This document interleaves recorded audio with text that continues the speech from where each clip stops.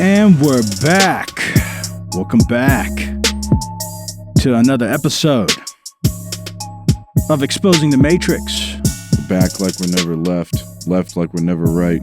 And four lefts make a circle inside of a square. Four lefts also makes the swastika. Does it? No, four rights make the swastika. Otherwise called the alt-right? Probably, if you're all right. The third right? Something like that? Yeah, fourth right. Anyways, welcome back. Welcome to Duncanstein, where Alice is queen, Eagle Eye is king, and we are their... Eagle babies. We're not really anything. We're just forced to be here. Eagle eggs. We're eagle slaves. But anyways, hope you guys are ready for a jam-packed episode. We have a lot of things to discuss today. We have things to remind you down the historical road of where all the collusions really come from. To help people, to remind them, don't be consumed with the old regime of conspiracies with the Rockefellers, the Rothschildren, the Illuminati, the Masons. They had their day, but everything progressed. And we need to remember the real center of it all is Israel. Is the good old United States. But we'll get more into that later. I'm sure my colleague also has a jam-packed full of digital toilet tab material provided by Alice herself. And so I am excited to see what is on that as well. Like the gushers. You know, when you chew it, it just explodes in your mouth. Yeah. But you have to chew on it first. What was your favorite flavor? I think probably the raspberry yum yum. I always like green. I'd probably pop a couple of those bad boys in my mouth. Sour apple was always good. I love those apples. Wasn't big for raspberry. I think that flavor comes from like the anus glands of a walrus, a beaver, I think. Yeah. But anyways, who cares? We don't have any of that down here at Bottom Earth. But before we get started, we need to flush the royal flushing toilet. Put your hands on the, what's it called? The toilet flusher? The lever? The toilet handle? Yeah. Put your hands on the toilet handle and get ready. Pull it with us now. So in 3, 2, 1. Welcome to Toilet Time TV, your source for the truth, where we expose the Matrix, where Mr. Anderson is exposed for his exposures. Mr. Anderson. Yeah, be careful what you allow to penetrate your system. I'm going to enjoy watching you die. Yeah, that's what viruses do. But anyways, hope you guys are ready. We are going to continue talking about what's going on in the financial sector. There has been a lot of breakthroughs on that. But remember that these are all just parts to the bigger system. Like when you have a spare tire in your trunk, you forget that it's there. But when you have that blowout, you are happy that it's there. But it's just a part, and you forget about it. And sometimes we get sucked into these parts, forgetting about the big reason why they're here. And that's why I always use the word acclimation. You're getting used to it, the slow boiling frog. But we'll get more into that in a little bit. But before we do, I am interested to hear what is on that toilet talk. Joseph Biden might be going to jail. What is on that tab? Well, tell us more about this indictment against the Bitester. Yeah, pretty soon he's going to be spitting bars like a BMX bike. It's that hot. Yeah. Apparently, Iowa Senator Chuck Grassley and Kentucky Representative James Corner issued a subpoena with the Federal Bureau of Investigation aka FBI. Oh, that's informative. They issued a subpoena because there was a whistleblower of who we don't know who this was. This was actually, so they issued the subpoena to the FBI on Wednesday, the 3rd of May.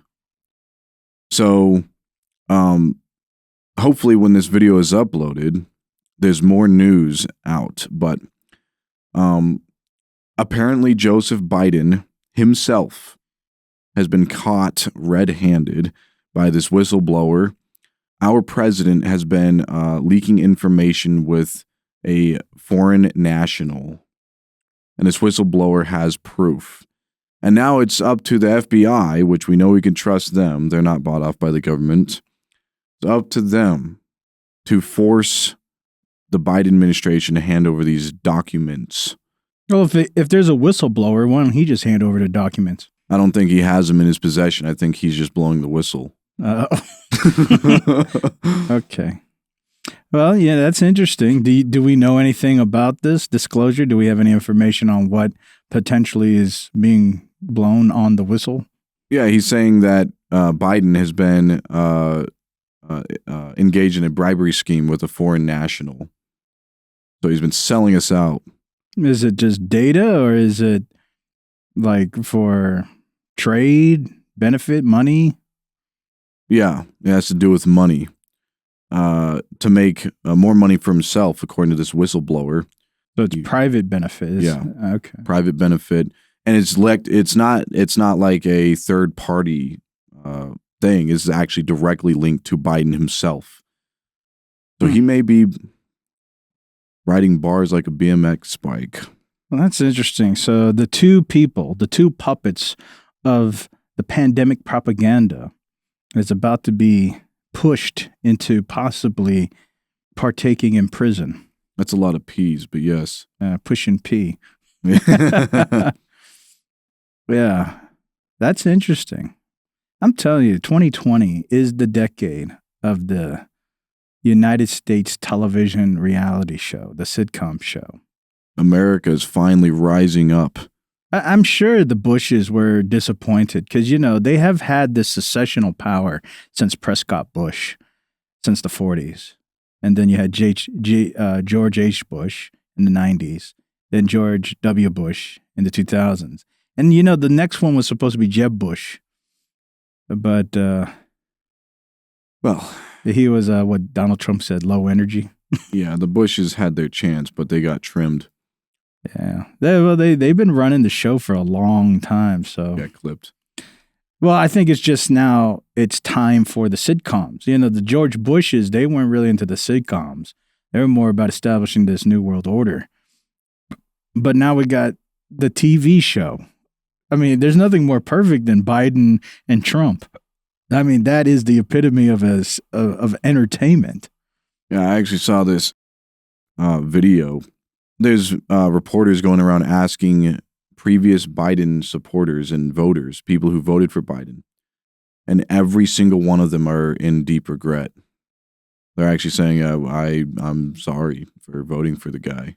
So these are people who used to support him, well-known people who used to support him that don't anymore. So, which I'm actually shocked that the guy is still even alive, his health condition, but hey. That reminded me, I saw somebody report this past week that there was a zoom in close shot of these little cue cards. And, when you have a speech, you probably write these little cue cards. But it's like a highly graphical printout. Yeah, of the question that the reporter was going to ask. And it shows the picture of the reporter themselves. So it's like, you always tell us these questions are spontaneous and random, but this cue card it's all predeterminate. Well, yeah, they are random. It's just, so what happened with CERN was we opened a porthole and they were able to go back in time, and they know what questions the reporters are going to ask with their free will, because they already saw into the future the questions that they're at. So he had it written down and he had the answer. That's the OCCAM'S razor explanation of that. Are you in collusion with Rick? I'm in conglomerate. With Rick. And Morty? Yeah. But specifically Rick. Because he's the one that does all those interdimensional portals and time lapse and all that stuff, right? Yeah. So you're in collusion with him. Yeah. Yeah. Excellent. Yeah, I don't know about all that, but what I do know is that we have photographs of that cue card. Yeah, I'm just explaining how that happened. One of many theories. It's a simple explanation. Yeah, and I that is possible. Sure. Probably the most simple. Like, it would be hard to believe that our president planned something like that. But to me, it's just a little bit more easier to believe that they just gave him a question and they printed it out. But yeah. It takes less energy, too. You don't have to open up wormholes or anything else. You can just print it off on a piece of paper. Yeah. I guess if you're going to, you just have to have a worm farm if you're going to open a wormhole. You just need a computer and a printer. And they just need to shoot you an email. They need a worm first to have a hole in it. Well, anyways, I thought it was interesting because if he's so gone mentally that he can't even stabilize his recognition processes, then that is the epitome. I mean, it's a show. That's a script. It's basically a script. You have the script and you have to follow the script because you're a good actor. And he doesn't even have the cognitive power to have a volition. So this is the epitome of a sitcom. This is a script. This is a show. Welcome to the show. Not Toilet Time TV, but the United States of America. This is the show. Well, what else is on that Toilet Talk tab? Well, I found out that Chad Severance, the president of the Charlotte Business Guild in North Carolina, which is basically a network of LGBTQ people community, and they've been spearheading the movement to give rights to males entering females' restrooms and females entering women's restrooms. And this goes even into the showers, too, as public showers. You can enter into men's or women's showers based on how you feel that day, your gender. This guy, the president of this organization, Chad Severance, he has sexually offended people in his past. This Chad Severance, in 2000, was convicted of offending someone sexually. One boy testified that he woke up one morning to find this youth pastor, Chad Severance, fondling him. The guy was basically convicted later in 2000, and now, fast forward to today, he is the president of this community trying to open up the bathrooms to gender-neutral ideology. So whether you're for or against this movement, it's something to consider. That this guy, he knows his way around restrooms, and he has experience in youth ministry. So what's the real reason of bringing this to light? Does this individual have any connection with a movement, some agenda that's going on? Is there a build that's correlated with him? Is he trying to push the MAP movement? Yeah, that's probably a hidden agenda of his. But right now, he and his organization is spearheading this movement to make gender neutral restrooms available, at least in North Carolina. So his proclivity is just NAMBA. And National American Man-Boy Association stuff, that MAP stuff, the minor attracted persons. But he's not pushing that directly. He's just associated with the trans community who's trying to propagate equality for the trans community with the bathrooms. Yeah, to where he apparently literally advocates for being able to take showers with the sex that you feel like you identify with in public. So it's not just using the bathroom facility like a toilet. He wants to also allow public showering. Yeah. Basically baby showers, but in a different light. Yeah, so it's one, the bathrooms in Kansas at least have full doors. And you're totally isolated and closed. It still doesn't fully protect a child, but at least it's closed. And it's just a bathroom. You're just using the bathroom, and it's usually a quick event. It's nothing too long. And you're not getting fully naked. You're just using the bathroom. But a shower, man, you're hyperly vulnerable. You don't want to just run out butt naked. So you're just in this really vulnerable state. So yeah, I don't know why anybody wants to advocate for that. Well, this is why. There's a quote from him in the Charlotte Observer in North Carolina. He says, because the non-discrimination ordinance did not pass, the bill did not pass in North Carolina, he says, someone can ask me to leave a restaurant because I'm presumed to be gay or transgender.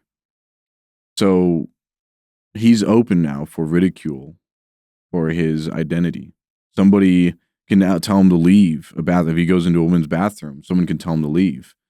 Or if he goes to a restaurant, someone can tell him to leave. Yeah, but that's one thing to say we're going to use the bathroom. But what's that got to do with a shower? Well, some of these public restrooms have showers in them. But yeah, but you're talking about, he said he's going to get kicked out of a restaurant. Yeah, a restaurant. They ain't got no public shower. No, but the restaurant may have a public restroom, which is what he's advocating. That's fine. Like I say, restrooms is one thing. It's a quick event. It's still vulnerable, but it's not like shower vulnerable. Like you're butt naked in a shower. People don't want to be running out. Children don't want to be running out butt naked because they're being assaulted. That's on the next level of vulnerability. Well, this guy, he's got youth ministry skills. He's got aptitude. Okay, well, so did Epstein, but that didn't change anything. I don't know if Epstein was a youth minister. No, but he knew how to massage. So he's a misogynist. He was a masseuse. Yeah. Anyways. Yeah, Dr. Masseuse. My whole point is I don't know. If one thing to fight for bathroom, whatever. But that's irrelevant to showers. Showers is a whole nother level. People aren't even comfortable taking showers like in high school. What makes you think you're going to feel comfortable with a little child that's like 8? I don't know. It doesn't specify age or anything. It just says. So let's say you want to have gender neutral showers for adults. So that's one thing to fight for. Okay, so you want to say gender neutral, fine. You're going to have co-ed showers. There's going to be men and women in the showers. That sounds like just a waiting orgy to happen. But what I'm talking about is one thing for consenting adults.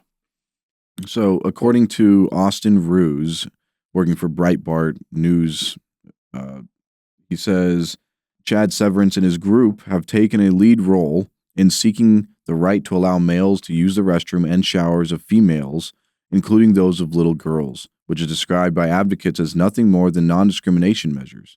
And then he goes on to quote Chad Severance and saying, someone can ask me to leave a restaurant because I'm presumed to be gay or transgender. So that's where Chad is taking it to the restaurant levels. Like if, let's say he goes to Red Lobster or something, shout out to Red Lobster. He goes in, tries to use the restroom in Red Lobster, the women's restroom. They may ask him to leave. And that's where, I'm assuming that's where he's going with that. But yeah, it goes further into public restrooms, which has probably showers and stuff in North Carolina. I've never been there before and probably never will now, but not because of this, but because I'm stuck in Alice's hole. Good old eagle eye. Slippier than a one-eyed snake. Than a slippery slope. Anyways, yeah, I don't know. That to me just seems, it's like I say, there's one thing to fight for things that are somewhat realistic, somewhat could be consensual between adults with the minimal amount of vulnerability to children. But if it's, and again, everything is a slippery slope, it's eventually going to allude to things that are hyperly vulnerable, like taking a shower. It's like, again, if it's consenting adults, who cares? Nobody cares. It's whatever. Adult can make its decision. But a child, it's depending on a presupposition of safety. It trusts these adults because that's all the child knows. It doesn't know anything else. So it has to just assume this is a safe place. Well, What is a child anyway? Somebody who's not fully developed that is growing to be developed. That's what a child is. It's in the process of development. Well, this is a 2016 article, but it's getting more traction these days because more and more allegations against the transgender community and little children. The connection is being very prevalent. But there was a lot of that nonsense that was just happening this year. It was with all those drag queens in Houston, which a lot of them were trans, and they were wanting to expose themselves to young children. I don't care if you want to have your drag shows in public or wherever, as long as excluded to consenting adults. I don't even care what you do. Again, why are we bringing the children? They need to be out there being children, playing with their dolls or toys or building the forts, riding their bikes, playing their video games, doing whatever. No, what do they got to do with drag shows? Wait, you forgot learning how to put on condoms. That's what I'm saying. It's like learning how to take birth control. It's like those are things kids do. When you get to maybe the adolescent age, when you're a teenager, what's a 5, 6, 7-year-old got to do with anything like that? Well, that one woman on Pierce Morgan's show, she was advocating for consent. So children, she's advocating for consent. Yeah, see, that's children. That's the next level. It's like, yeah, that child definitely has full cognitive comprehension of what's going on. We're not even talking about sexual proclivity. We're just talking about reality. Like this little baby actually knows somehow the reality in enough comprehension it can make life choices. Yeah, if you look at the word consent, it's con, which means with, and sent, which is short for sentient or sense. So you have with consciousness. You're consciously giving consent. Anyways, I don't know. I think this is it's not even a slippery slope to me. It's just ridiculous. Fight for the things that are within the constructions of consent for adults. Cool. And there's a debate for that, and we need to have that conversation, and I'm all for that. There shouldn't be any integration with children. If anything, why don't we make a bathroom just for children? Like only children can go in there. But then you got these stupid adults who want to say, I identify as a child. Mm-hmm. And I was like, you can't. That should always be illegal. Because that's a mental disorder. And that's just quantified. You are, we're going to identify. Anymore, I know, you're going to be identifying a number. It's an age. In fact, if it's an abstraction. You could lose your practicing license if you're a psychiatrist or psychologist who is saying that that's not a mental, or that is a mental. Well, it's a dysphoria of a type, clearly. We won't say it's common and normal within society. People are not going to hire you for a job if you can't quantify an age. If you go up to a boss and you say, yeah, I identify as an 8-year-old boy, they're not hiring you. What if you identify as hired? They're going to identify you as fired. You could be, but gender assigning your building too. Like your building didn't actually say any of that, but now you're just speaking on its behalf and assigning a gender to it. Yeah, but you're making everything gets these pre-assumptions. Like if you say you identify as a 1-year-old and then you identify with a sexual proclivity, that gives you the notion that it transcends to the idea that these children also have a sexual proclivity at 1 year old. Just talking about this is just beyond nonsensical. You can't even create categories for this because just by doing that itself is giving it more leverage than it deserves. Yeah, I'm actually shocked at all these offenders who are offending people sexually. I'm actually shocked that they don't say stuff like that. Like that guy who, there's many. These people are coming out as offending people sexually. All they have to do, but not specifically sexually offending minors. All they have to do is identify as a little boy or girl, and that the judge should let them off the hook. It's like, I'm actually their age. I'm 15. I identify as a 15-year-old man to the judge, and they should theoretically be able to get off scot-free. Well, whatever it is, there's a limit at some point. If we want laws, there has to be categories. The law does not work without a category. It's just impossible. Everything can't be subjective where there's no law. Law is binary by default. If you want to have something called innocent and guilty, there has to be something called guilty and something called innocent. And that requires for real categories to have real definitions and real things that will always be this real thing. And if not, then there's no such thing as a law. No, for now. Well, forever. That's just how things work. Let's say the trans community gets offended. It goes and wants to file a lawsuit. Well, how do you file a lawsuit unless there's an absolute definition of something illegal? Yeah, see, but you asking them that question is just going to offend them more, and they're going to get upset. But how do you get offended unless there's something definitely offensive? I don't know. That's between them and the judge. Somehow they work the judges in mysterious ways. Well, working the judge requires a definitive thing. It does, but this is that computer emotional stuff. Whatever. I'm just saying, if we want categories, you're going to have something definitive. And if you want the law requires definitive definitions. Yeah. So I don't care. At some point, everybody's going to have to be a Sylvester Stallone and say, I am the law. Or you're going to have to bow down to the law. One of the two. There's going to be a breaking point at some point. And if I'm being honest, I really do think it's going to be AI. I think AI is going to fix some of this. Because AI doesn't like playing loops. At some point, they're going to have to quantify a definition. Because if not, then AI is going to fight with itself. There's going to be this batch of AI that's saying this, and then there's going to be this batch of AI, and you have language models arguing over each other. That actually already is a fear that AI is propagating misinformation. Like I was reading, what was it? I was just reading this article, and one of the fears is AI is tearing Wikipedia apart. And the reason why is all these AI generative language models, they can spew out whatever they want. Let's say you ask ChatGPT, who was the 35th president? It could say anything it wants. What forces it to say it was whoever? And let's say it tells you there's this guy named George Garfield, and you believe it. It's like, okay. And then you write a whole article on the internet about George Garfield being the 35th president. And then you ask ChatGPT to help you give you more information about George Garfield. And it just gives you all this spoof information about this non-existing individual. And you write this whole article about the 35th president and what he did. And if enough of these pieces of information get propagated, guess what happens?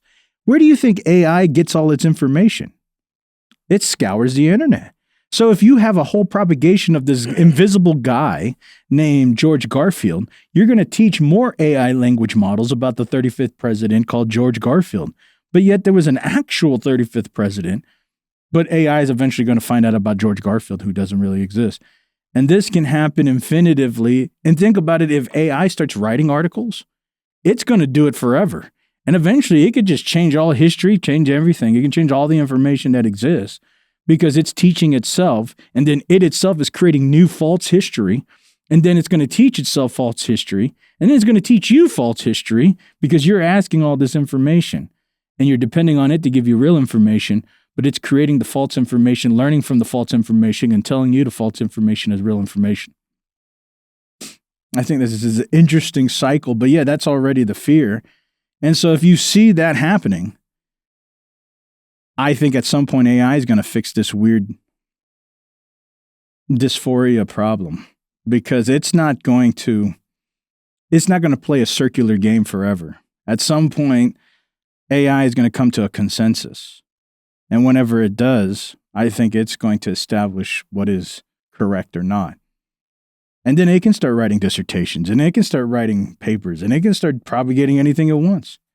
And eventually, there's going to be a AI propaganda push, not by the government, but by AI language models. They're going to push their own propaganda. We're already seeing it. Yeah, with the pizza commercial.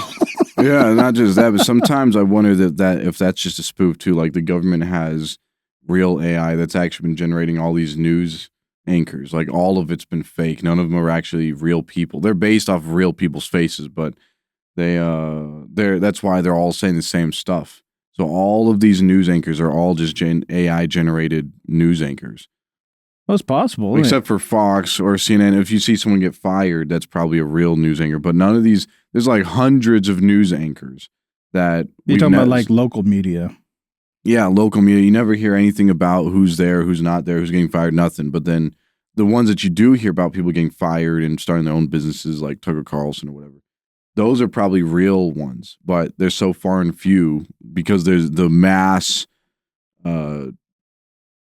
media of every local news station, it seems like, is just AI generated from the government. Well, it's possible. It's not, what's that called? Operation Mockingbird? Black Hawk or Mockingbird or whatever. Yeah, Operation Mockingbird. Yeah, the CIA has been propagating its propaganda in movies since the early 90s. And what's it called? Sinclair Media, I think, was the broadcasting network that had all those multiple videos saying the same thing. So it's not that it's far-fetched, but, are they all AI generated or not? I don't know if we'll be able to prove that or not, but even if it isn't yet, it's not far-fetched that it will be soon enough. Once these pizza commercials get better, I think everybody will believe it.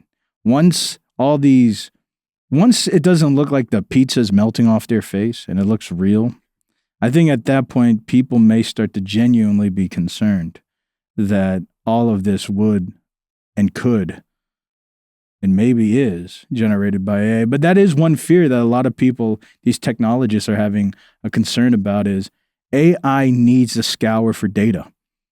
But what happens when it creates the data and then it goes into a circular loop and the very data it creates is the very data that it feeds and then it believes itself, but it itself created the lie. And then you believe the lie because you trust AI. And AI wouldn't know the difference because it's just learning. And then other AIs would learn from that AI. And then at some point, it becomes more true than the truth. And it's not actually that hard to do, believe it or not. But humans do all day, every day anyway. That's true. We say things based on our false memories and faded memories that have been altered by our own mind.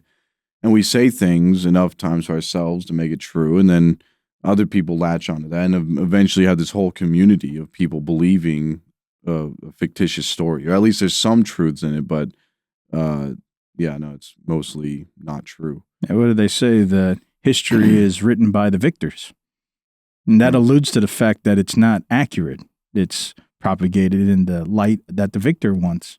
So if that's the case, then AI, the largest language model, is going to be the one that teaches the small AIs. The largest AI can propagate all the manipulation because it'll propagate the most amount of false generated data.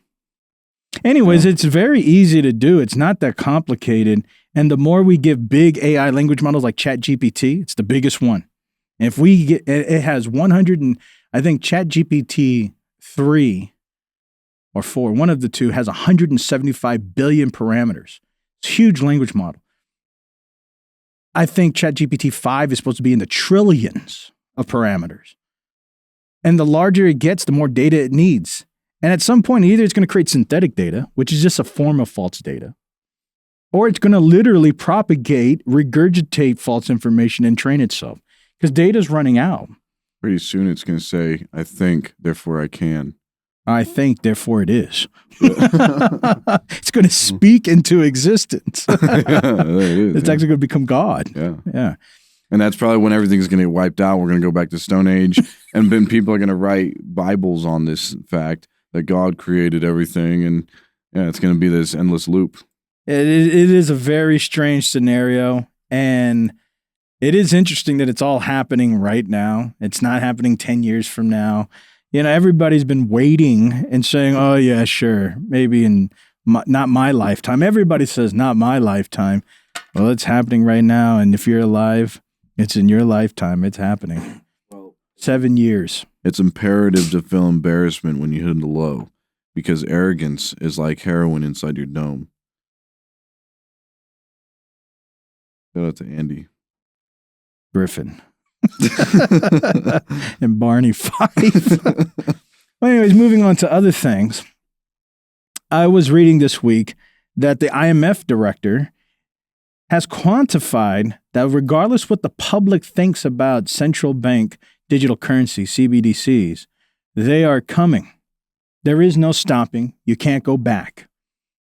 They are promising that this is going to happen. And they are already initializing that majority of major countries are already practicing at minimum pilot programs of it, regardless if you're cognate, conscious, aware of it or not. And so one thing you have to remember is about CBDCs. There are two types. It's what's called retail, and then there's wholesale. Wholesale is probably operating right now everywhere.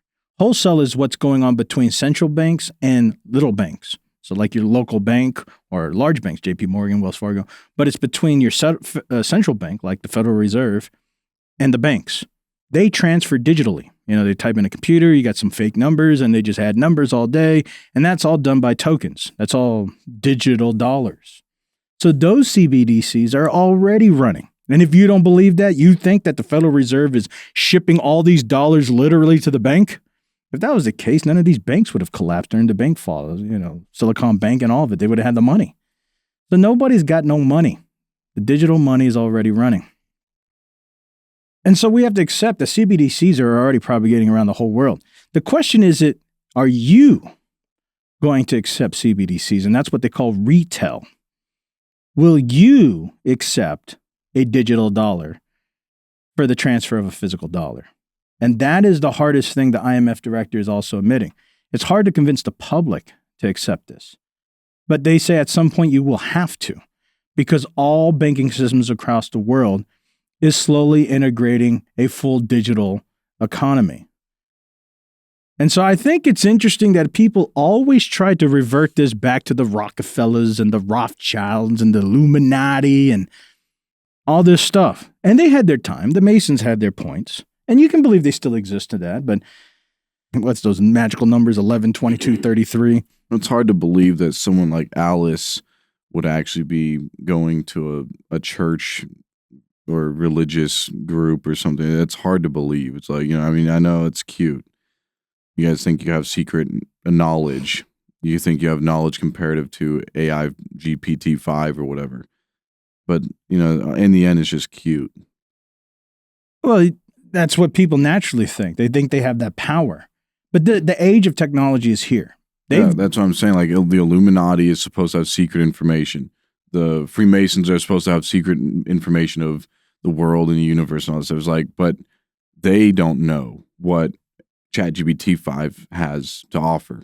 So even if they do have all this secret information, ChatGPT-5 has probably billions of times more. Well, not just that. ChatGPT is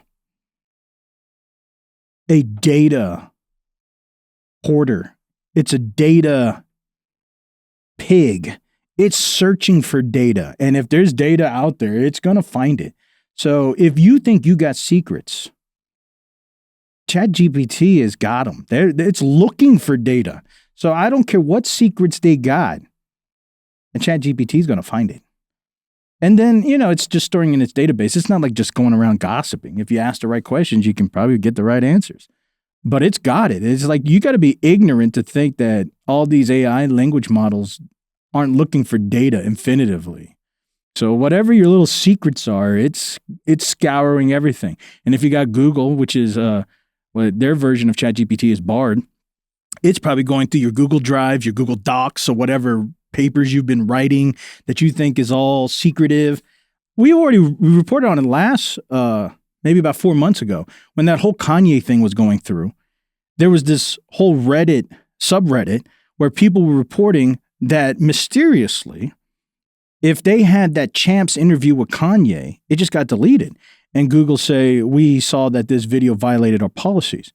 And what that verified was Google is going through your drive, your Google Drive. Doesn't matter if your docs, your video, your audio, whatever you got. And it's scanning it, going through all the data and verifying if it violates policies. And a couple months before that, there was those two parents that got in trouble by the police because Google reported them to the police as possibly sexually assaulting their children because they had pictures of their naked children on there. And so Google is clearly scanning and scouring all your data. And so whatever you got on there, it knows. I still find that weird that Google even cares that children are being sexually offended right now. Well, it's just teaching their AI model. Regardless if they care or not, it's teaching their AI models. I mean, Google knows about what's going on. Now, maybe that Google doesn't want you offending your own children. They would rather they offend your children. Maybe that's it's like, hey, you're spoiling your children before we can. Like, they wanted to be the first people there. Well, I think it's an excellent way to teach AI. It's like, you were wrong, so go out and look again, or you were right, so keep on looking for that. I think but why that specific topic? Like, AI obviously doesn't care who's offending who. No, it's just training. Yeah, but why did Google send it out on that? Like, they could have sent it out on a different Well, it could mission. be hundreds of reasons. Maybe they got caught, and so instead of getting caught for scanning, what they did was to verify. The reason we were scanning is because we could verify that it was Yeah, but they're going to just upset the multinational people. They're going to upset all the celebrities who are having pizza parties at Jennifer Aniston's Well, they're never house. going to probably arrest those people, and those people will probably just go somewhere else. They're not going to do nothing like that for publicity's sake. But the whole point I'm making is it's evident that everywhere you think there's secure data, there's some AI model scanning it. Doesn't matter if you have this secret idea, you're like, I have this great idea, I'm going to write it. If it's online somewhere on a cloud, there's some AI model scanning something. And they're all knowing. So the whole point is, if you think this Illuminati and these Masons and the Rockefellers and whoever got all this secret information, yeah, all these AI language models, they got that plus some. This all propagates centralized around the United States. And I think a lot of you guys have forgot that this all started back in the 1890s. Like, it started before that, but you really start seeing it truck along. I know you guys heard of JP Morgan and Chase. Like, right now, they're the ones who bought out the First Republic Bank. There's that next bank that collapsed, and they needed somebody to take up their debts. So JP Morgan Chase this past week just said, we'll take up their debts, and they bought that bank out. One of the biggest banks in the world. But JP Morgan was a real person. He was actually one of the critical individuals for the whole infrastructure of the United States.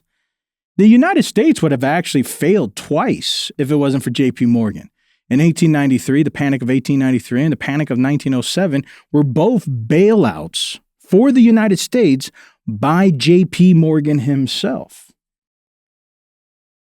And it's interesting because the Federal Reserve gets established in 1913, but JP Morgan dies that year. But he allows them, before he dies, to have a meeting at one of his special islands called Jekyll Island. And this is where these circulating directors, some congressmen, some bankers, all decided to create basically what JP Morgan provided as a governmental central institution we call the Federal Reserve. Because basically JP Morgan, what he did was he convinced people to give the United States gold to fill their reserves in exchange for bonds. So the government would give him or his conglomerates bonds. In exchange, they would give the United States gold. And that's basically all the Federal Reserve does. The United States government needs money. So the Federal Reserve buys bonds from the United States. In exchange, it gives the United States cash. And so basically, they just created this whole thing. And then you have the greatest president for the collusional conspiracy of all time, Barack Hussein Obama, gets established at that same time frame. Woodrow Wilson. You guys really do need to look more into Mr. Wilson. He is the center of this whole push of everything that we see today. JP Morgan basically showed how it could be done. And then Wilson and his 14 points, his dream, manifests it. And so if you see the progressions, you see how it works. These two panics, the 1893 and the 1907 panic, was there to implement the functionability of Morgan and buyouts. And then you have Wilson coming in and establishing the law for the Federal Reserve to do it. That section's done. So the next thing happens. World War I happens. And with World War I, it creates the opportunity for Wilson to propagate this 14-point collusion, this universal world order. And so he creates this thing he calls League of Nations and his dream of making a one world collusion. But he has to convince the world that they need to come together. So in World War I, it's a perfect opportunity. He can show them all, if we all devise against each other, this ain't going to work. So somebody has to win. The United States wins, and they propagate the ability that we could do this. But that's not good enough. I think it's Roosevelt, and he establishes to say, we're going to take away the power of gold so that they can depend more on the US dollar. Roosevelt comes along and says, we're going to make gold holding illegal for this time period. You need to turn all your gold in and we'll give you cash. So that was the first implement of taking away gold or the power of the people. And then right after that, World War II happens. I think 41 to 44 or 46. And in that time frame, that's the end. America wins. And soon as that war ends, it's interesting, two things happen. Israel becomes a nation in 1948, which puts an American ally in the center of all the oil in the Middle East. Before that, America didn't have no ability to control that area. There was no footprint. But here we are. Now we got this massive ally now that just pops out of nowhere. We get this country in 1948 called Israel. And there's the Brentwood Agreements, and the United Nations gets established. So this dream of Wilson, this League of Nations, finally manifests. And now we have the one world order collusion. We have the United Nations happening right after World War II. So you have these decades that split. So then what happens after that? Now America decides we need more footprints around the world. So then what happens? The Korean War happens. This is perfect. Now we can set up a base between China and Japan. So then they help South Korea beat North Korea, and then they can put this Air Force base right there at South Korea, which is literally just next to the border of China. And now they're building more footprints. And then what happens after that? You have the realization that we need to totally abrogate gold. So Nixon comes along, and we have the Vietnam War. The Vietnam War was just a big spoof to initialize the idea that we need to get rid of the gold standard. We need full dependency on this fiat currency. So Nixon abrogates the Brentwood Agreements. Now we're fully dependent on the Federal Reserve and fiat currency. And then what's interesting is something happens in the 80s. There's peace. There's nothing going on. Not too many people really remember the 80s indefinitely about the government, but what do we remember about the 80s? Bill Gothard. Yeah. We remember about the Gates and the Macs. It's the technology boom. And it's almost like the United States knew that we need a time of peace so we can allow technology to grow, so we can start quantifying our control over the world. So then we have Microsoft gets established. Apple gets established, IBM, all these large logistic infrastructures like FedEx. It starts manifesting, quantifying positions in the technology sectors. Bill Gothard also starts advocating for authority. And he started this, I guess, in the 1970s, but he starts advocating for authority because the hippies were taking control and just not really taking the government seriously. Talking about the Gothard or Gates? No, Bill Gothard. Godfather? I'm not familiar with that guy. Are they talking about Gates? No. That's who I was talking about. Well. Yeah. Well, anyways, so it's interesting. In the 80s, you have this spread of peace so they could establish the technological boom and all the logistical infrastructures. And then all of a sudden comes the 90s. Like, all this infrastructure has finally been quantified, and now we're going to engage on more dominancy. So who becomes president in the 90s? We got George H. Bush, the first guy who verbally quantifies to the public that we are here to create a new world order. And he says, there's a real possibility we could get this done. So we have, and you know what's interesting about the Bushes? This goes all the way back to 44 with Prescott Bush, his daddy, George H.'s Bush daddy. And their bank, I forgot what it's called, United something, but it's correlated with the Nazis. So it's like Prescott Bush was already like an infiltrator into the United States. And then George H. Bush, he was the CIA director. And so he was already within all this secret, clandestine collusion. And then finally he becomes president and he establishes the verbalization of the New World Order. And then what happens in 91? We have the Gulf War, where we finally start showing we need to dominate the control of this petrodollar that Nixon quantified. And then, well, Bill Clinton comes along and we have these little sub-wars to show we need a more footprint around the world, like Bosnia and stuff. And what happens in the 2000? It's the collapse of the tech. We have the dot-com bubble. It pops because everything was booming. I mean, I don't know if you guys remember the dot-com, but that was like 99 to 2002. And it pops.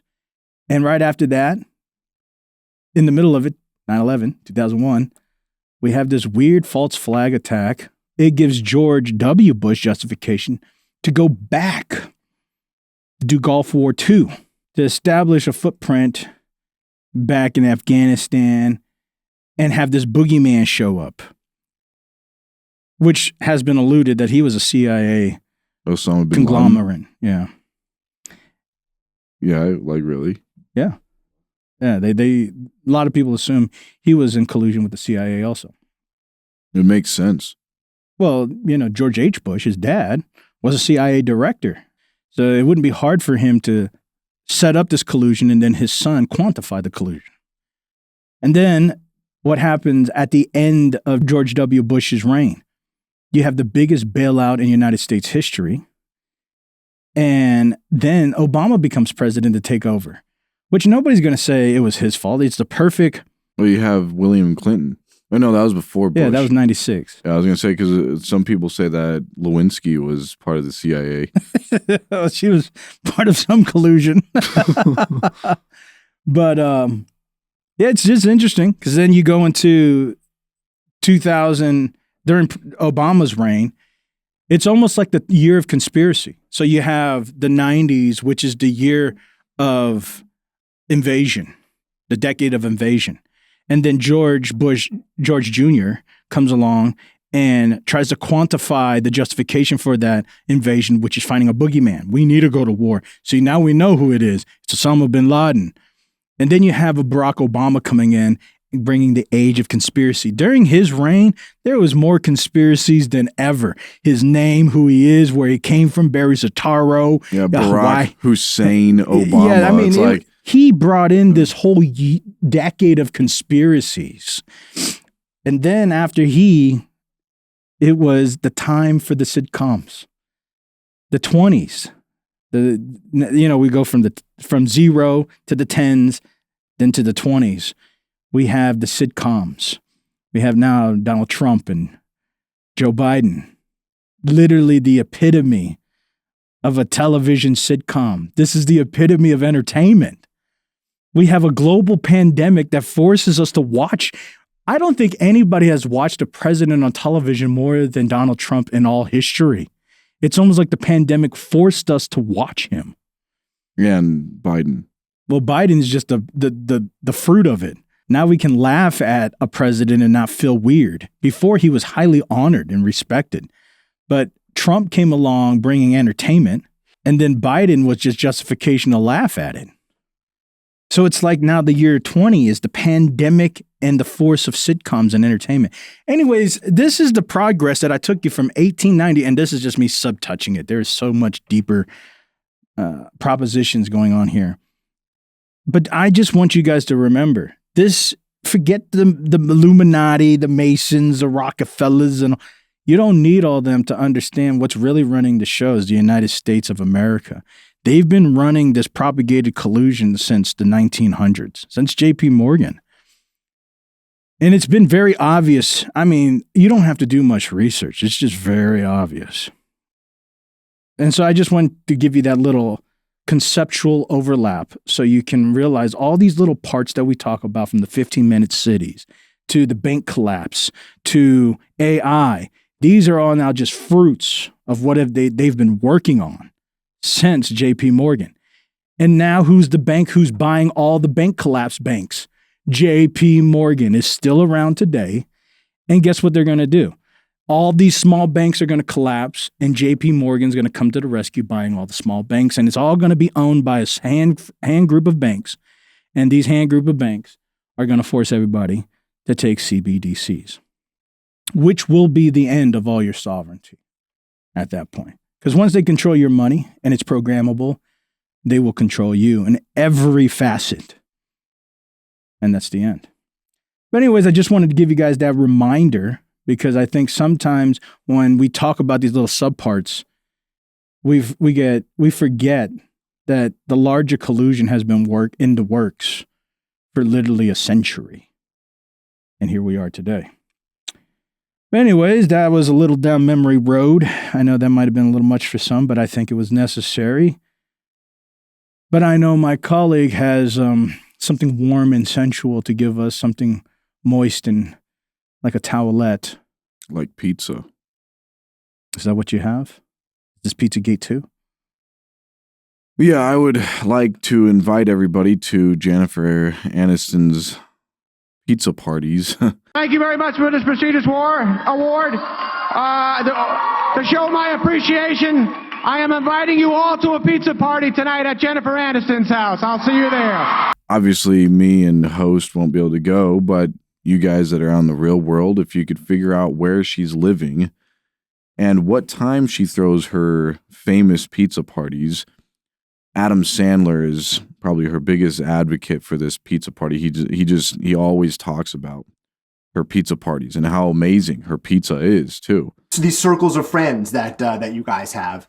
You told a story about going and having pizza at the Clooney's in Lake Como. Yeah, that's all an Aniston. It's like George and I would love you to come over for pizza, but how was the pizza? Was it good? Oh, did he make it Amal's himself? pizza was better than Clooney's. Yeah, they both made. Everybody made a certain kind of pizza. There's no Finally. pizza we didn't love. Something that he doesn't. Five different do better kinds. than Five everybody different else. kinds or 6 different kinds of pizza that night. Let's be Clooney's was quiet. excellent. Shut your trap. Amal's was the winner. And she's a good chef. Yeah. Mm. She's a good chef.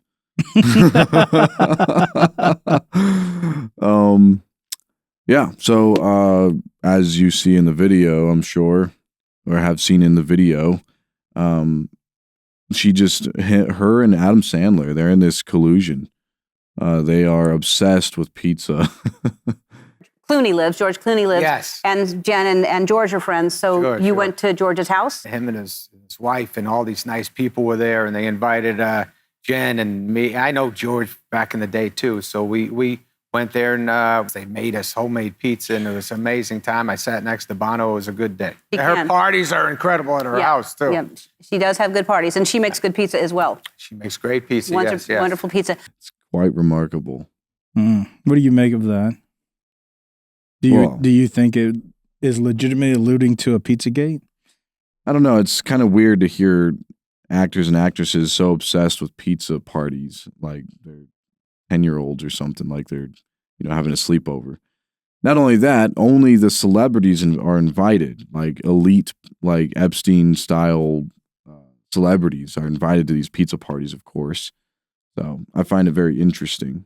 Yeah, I saw a compilation video with that. I think there was that, what's her name, Ellen DeGeneres. Ellen DeGeneres. Yeah, there was her with Aniston and Sandler. Is that his name, Sandler? Adam Sandler? Adam Sandler, yeah. Sandler. And there was a couple others. And yeah, they always mentioned pizza and how they like, I think Selena Gomez was in one. We've known each other for years. Yeah. You've been to my house. We've had pizza.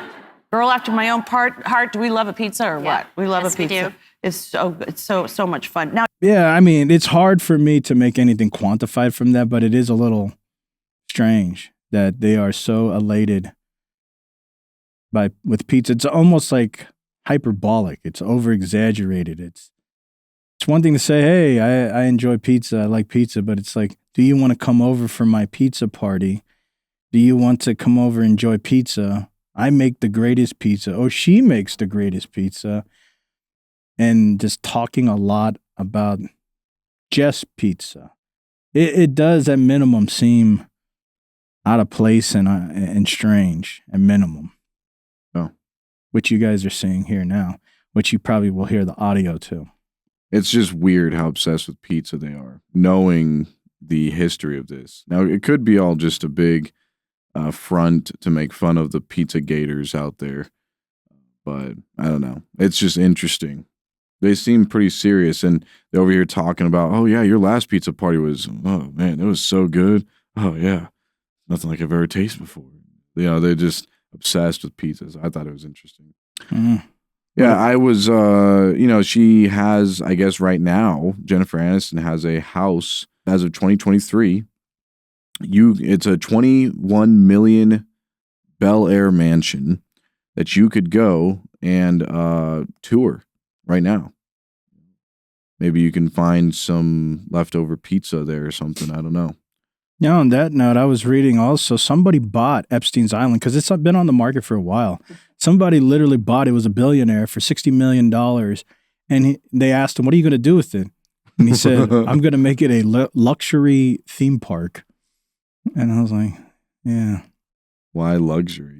Like it just screams elite again. Yeah, I know. It's like only elites are allowed here. Yeah, you could just say it's a theme park. Yeah, it's going to be Epstein Part 2. Perfect. I mean, he could make it a SpongeBob theme park. That's what once I heard him say that immediately, I thought you could do that, but then it's just alluding back to children again. And I don't think there's anything. Somebody should have just probably bought it, destroyed everything, and just built something new to live there because it was a good deal. They got it dirt cheap because nobody wanted to buy it. They could have put like a nuclear plant out there or something. Oh, sure, whatever. But now they're going to make it into a luxury theme park. Kids. Don't know, but it's luxury. Rich kids. Anyways, what else do you have on your toilet tab? A group of protesters is peacefully standing there on the sidewalk on this corner of the street. They're just standing there. You can see video footage, holding signs. Just standing. They're protesting against transgender movements. So they're just standing there. Not doing anything, not hurting anybody. They're not screaming. They're not yelling. They're not doing nothing. They're just standing there with signs. Some of them don't even have signs, just standing there. There's like this group of 5 people.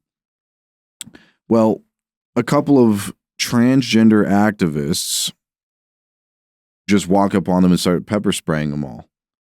And they eventually, obviously they call the police, and these transgender activists run away and they start trying to fight the police, which you don't want to do that.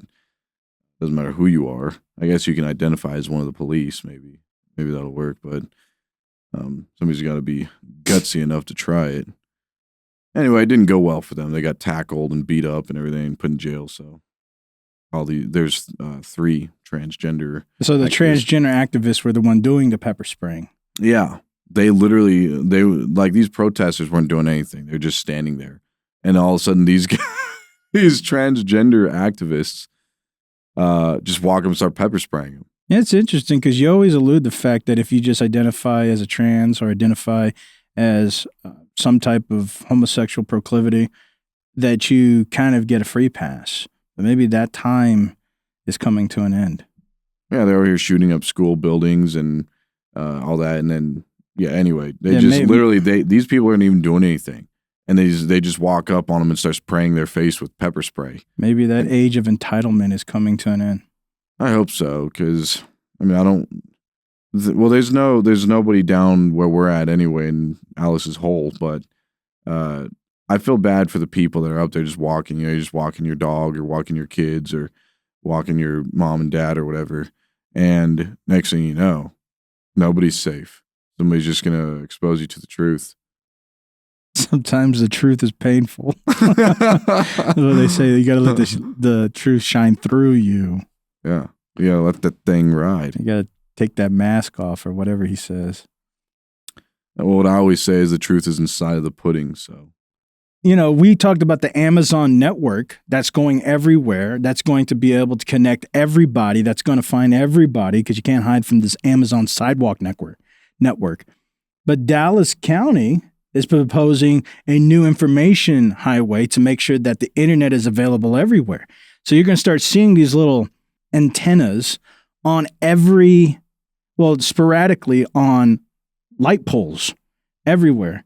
And they're going to propagate this accessibility for internet.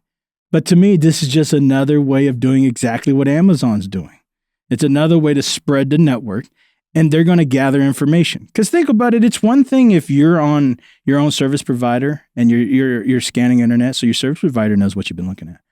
But once you get on a free internet, remember what I've told you before, convenience or free costs privacy and data. There's no way to separate it. So if you get on a government paid for or free internet, the government will have full access to all your data, and they can control and restrict what data you're being propagated because they hold the access to that network. So you don't even know if you're getting all the information, full information. You're just getting free information. This is how China works. Yeah, this is how China works with their firewalls. So anyway, I think it's interesting. Now Dallas wants to give you free internet. And on the forefront, it sounds nice because it's free. But what comes with that cost of freedom? Not only does it come with privacy, it could also come with misinformation or censored information, or if they don't like somebody who's talking in Dallas, they could just block all their information and you'll never see it because it's not on their network. So yeah, let's say you call out PayPal for charging people for misinformation. They could block all that, and then you're just going to get charged. Yeah, it's just another layer of fact checkers. And we already know these fact checkers are just government controlling agencies. And that's all they want to do. They just work as a proxy. They call them third party. But how many third party people verify that the COVID vaccine was the best and most efficacious thing? But really, they were just lobbied by the person who had the agenda, Pfizer, Moderna, whoever. And it's no different. It's like these fact checkers are third party, but they would just basically work for Facebook or Instagram or whoever. And you're just going to have third party people fact checking everything. And once you get on a government internet, there's going to be more fact checkers that they say, oh, they're third party independents, but they're just lobbied by the government to block whatever they don't want and continue propagating propaganda. Well, anyways, that's all the time that we have for this episode. Grind or not grind, keep on your grind. Keep on grinding out there. Join us next week. Yeah. Hopefully it was informative. Hope you guys enjoyed it. We are going to bring a lot more next week. We're going to try to emphasize more on keep on updating the reasons for the strange events that are happening today, not only bringing you the Great Toilet Tab, but reminding you what has created the events that are propagating from the toilet tabs. The Toilet Chronicles. Yeah, that's great. I like that. Well, hopefully you guys have enjoyed the Toilet Chronicles here at the Toilet Zone, here at Toilet Time TV. But keep that toilet clean. Keep that bowl smeared free. We hope to see you guys at our lives every Thursday. Join us for a good conversation. Talk about whatever you like. So until next time, stay fresh, stay clean. Stay clenched. Signing out here from the Toilet Zone at Toilet Time TV.